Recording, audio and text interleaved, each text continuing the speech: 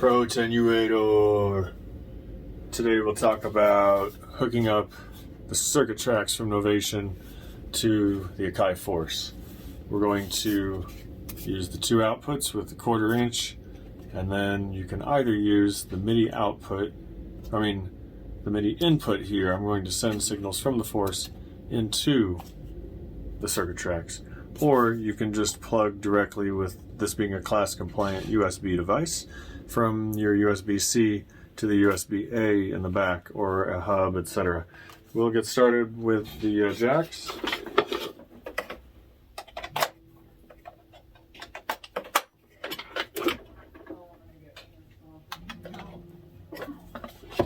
Always boot your circuit tracks first.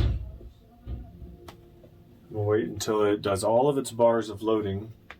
And my Model 16 is powered on as well, and then boot the Akai Force. If not, it doesn't pick up the MIDI settings from this sometimes, and it just becomes a general pain in the ass. Okay, let's look at the settings for the circuit tracks and then the Akai Force, and we'll get it all plugged in, working, and then we'll record some things, and then do the recording of the MIDI permanently as an audio file into the Akai Force. And that makes this a permanent move where you could save tracks and load and kind of keep track of that stuff, but I want to capture right away. Circuit tracks, really rad little box.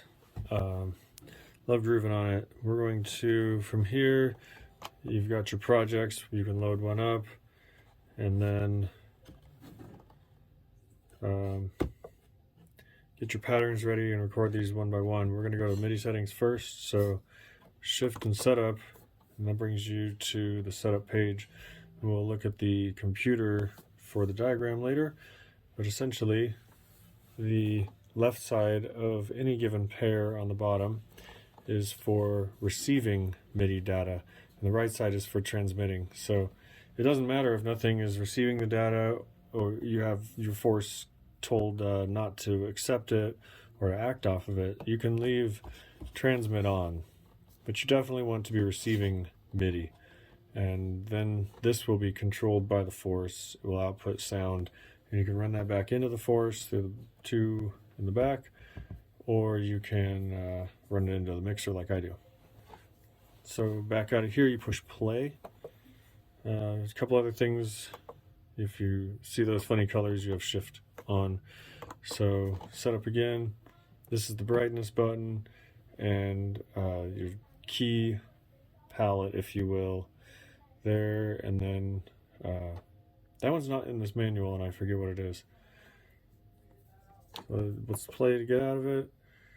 And now we're back here.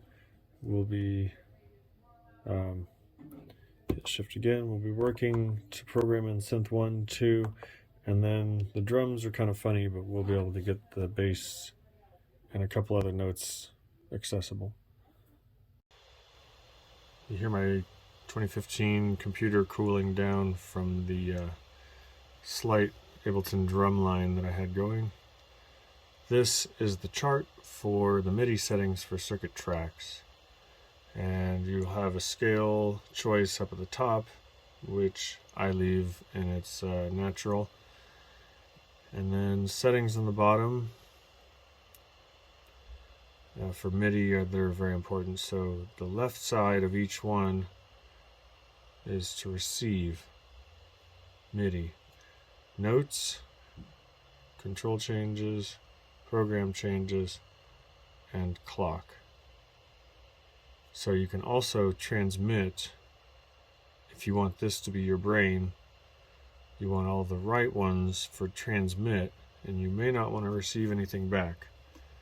So for today, turn off all the right values and leave on the receive buttons. The Force will be doing the sending, the circuit tracks will receive. Let's move on to setting each of those up. You'll notice down here the drum channels as well. It says MIDI channels 1 and 2 for the synth. It does not mention that channel 10 is the drums. Oh yes, change drum samples 10, CC 8, 18, 44, and 50. Here we go. Let's look at our MIDI settings. We'll go Menu, Preferences, MIDI Sync. Now this whole control column is not listed anywhere in the manual that I've seen so far. In the recent updates information at the back, it doesn't seem to be there. I'm going to keep digging. Global means that whatever you have set as global will overtake whatever track you have selected. So if I go to the synth, my Graphite 25 will be active there, as well as the original one that's programmed. Then if I go to the other synth, it's not active on this one. And look into Preferences. Global means it overtakes and works, so whatever declared synth will work for any track that you select. Super useful.